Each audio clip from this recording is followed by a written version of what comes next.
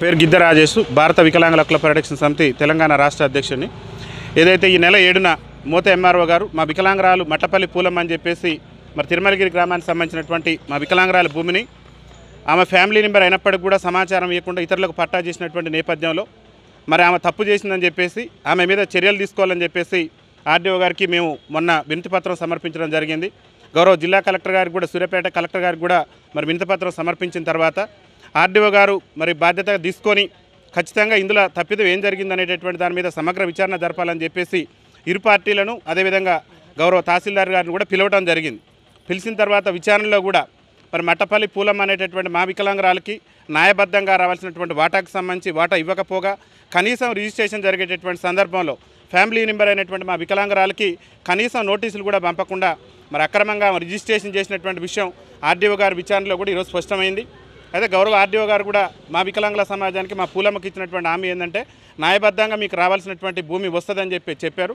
అయితే మా వికలాంగుల సంఘాల పక్షాన మేము కోరేది ఏంటంటే తెలంగాణ రాష్ట్రంలో ఒక పూలమ్మే కాదు, అనేక మంది మా వికలాంగుల భూములు అక్రమంగా మరి సకలాంగుల పాలిట ఈ తహసీల్దార్లు మరి అక్రమంగా డబ్బులకు ధనార్జన కోసం కక్కుర్తిపడి మా వికలాంగుల భూముల్లో సకలాంగులు రిజిస్ట్రేషన్లు చేస్తున్నారు.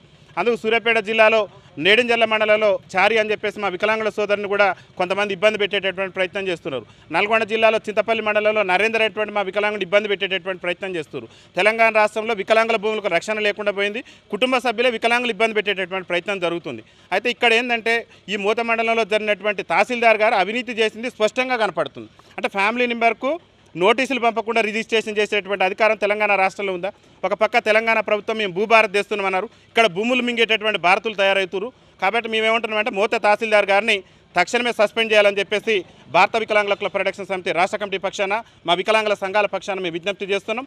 మోత తహసీల్దార్ గారిని కనుక సస్పెండ్ చేయకుంటే తెలంగాణ రాష్ట్ర సచివాలయంలో లక్షలాది మంది వికలాంగులతో సచివాలయాన్ని కూడా ముట్టడిస్తామని చెప్పేసి తెలియజేస్తూ మా వికలాంగురాలకి రావాల్సిన న్యాయబద్ధమైనటువంటి వాటా ప్రకారం భూమి ఇవ్వాల్సిందే, తప్పు చేసినటువంటి తహసీల్దార్ మీద చర్యలు తీసుకోవాల్సింది. ఆ చర్యలు తీసుకుంటే మాత్రం ఎంతటి పోరాటానికైనా, ఎంత విధ్వంసం సృష్టించైనా సరే మా వికలాంగురాలకు న్యాయం జరిగేంత వరకు మా యొక్క పోరాటం ఉంటుంది.